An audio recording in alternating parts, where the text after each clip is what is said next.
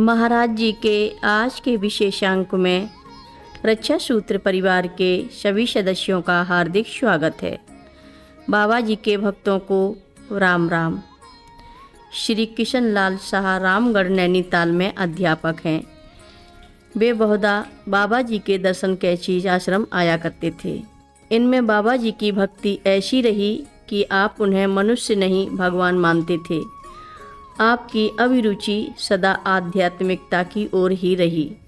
आप अपने चारों ओर के वातावरण में ऊंच नीच के भेदभाव से और कभी आध्यात्मिक जगत में अपनी विशेष प्रगति न देखकर नैराश्य की भावना में गोते लगाने लगे और यह सोचने लगे कि अब की बार बाबा जी से इसी विषय में वार्ता करूँगा। साधक की ऐसी स्थिति होती रहती है कि कभी वह अपने को भगवान के करीब और कभी दूर पाता है। जब आप कैंची आए तो आपने नदी के ऊपर लकड़ी के पुल के एक सिरे पर बाबा जी को बैठे देखा। आपने वहां जाकर उन्हें प्रणाम किया कि वे आपके कुछ पूछने के पूर्व ही बाबा जी कहने लगे, दूसरों को माया में फंसा देखता है। माया में नारद, जड़ भरत आदि सभी फंसे। औरों की तो बात ही क्या है। बाबा जी एकाएक इस वार्ता से आप निरुत्तर हो गए और कुछ भी न पूछ सके। फिर एक बार आपके मन में विचार आया कि बाबा जी क्या नहीं कर सकते हैं। सबकी चाबियां उनके पास हैं, पर वे अपनाते और छोड़ते रहते हैं। जिसने आत्मसमर्पण भी कर दिया उसके प्रति भी उदासीन दिखाई देते हैं। अब की बार उनसे अंतिम वार्ता करके जाऊंगा। जब आप बाबा जी के पास पहुँचे तो आपकी स्थिति शराबियों कैसी हो गई। बाबा जी बोले, कुछ पूछना है? आप कहने लगे, नहीं, आनंद हो रहा है।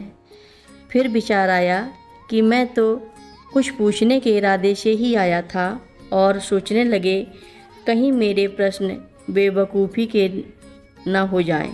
एकाएक हिम्मत कर कह बैठे, बाबा जी हम तो ऐसे ही मर जाएंगे, अर्थात बिना भगवती प्राप्ति के। बाबा जी बोले, तो तूने कौन सी नई बात कही है? सभी मर जाएंगे। यह संसार अनित्य है। संत की वाणी का अपना प्रभाव होता है। यद्यपि आप इस तथ्य को पहले से ही जानते थे, इसका वास्तविक बोध आपको बाबा जी के मुखारविंद से निकले शब्दों से ही हुआ। आप दर्शन कर चले गए। इसी प्रकार आप एक दिन फिर आए। इस बार आपके मन में असंख्य आध्यात्मिक प्रश्नों का गुब्बारा भरा था। बाबा जी अपनी कुटिया में लेटे थे।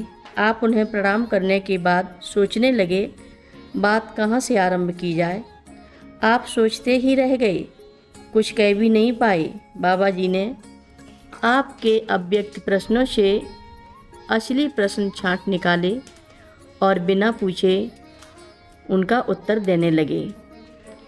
बाबा बोले, यह मंदिर आदि सब कुछ जो भी तुझे दिखाई देता है, यह सब खेल तमाशा है। तेरे हाथ में कुछ है तो बता। बाबा जी की इस वार्ता से इनके भीतर प्रतिक्रिया होने लगी।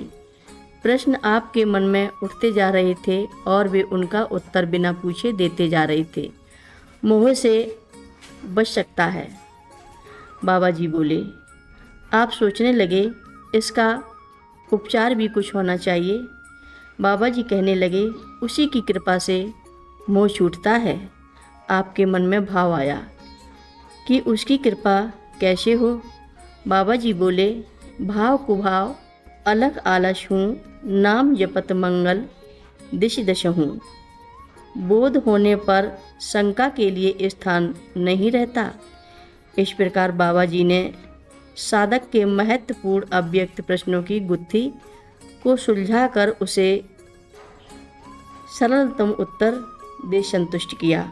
वास्तव में भगवती प्राप्ति के लिए इससे सरल उपाय हो भी क्या सकता है। हर रोज महाराज जी की कथाएं सुनने के लिए सभी भक्तों का धन्यवाद। सभी भक्त रक्षा सूत्र चैनल को सब्सक्राइब करें, शेयर करें, लाइक करें, घंटी बजाना ना भूलें। कमेंट बॉक्स में लिख भेजें जय नीव करोरी बाबा जी महाराज। सभी भक्त मिलकर बोलो नीव करोरी बाबा जी महाराज की जय जय बोलो। सिद्धि माता की जय जय बोलो। जय श्री राम बोलो।